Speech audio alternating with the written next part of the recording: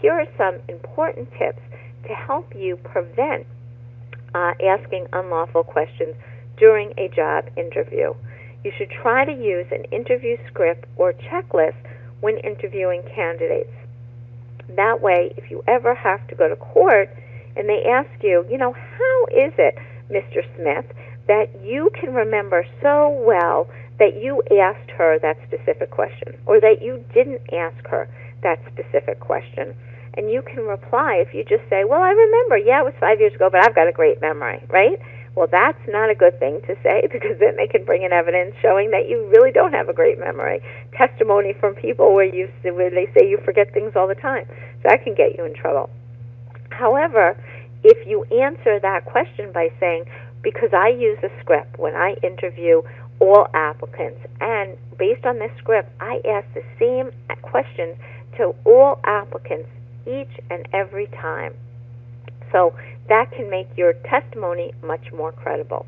In addition, a script or checklist is also helpful because in addition to proving that you treat all applicants equally, it also helps prevent you from making small talk with the applicant. Now let's face it, everybody feels uncomfortable interviewing a candidate, and the candidate feels uncomfortable as well.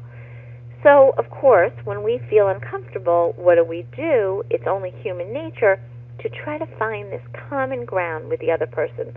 Like, oh, do you have children? Or are you Hispanic also? Are you also a Muslim?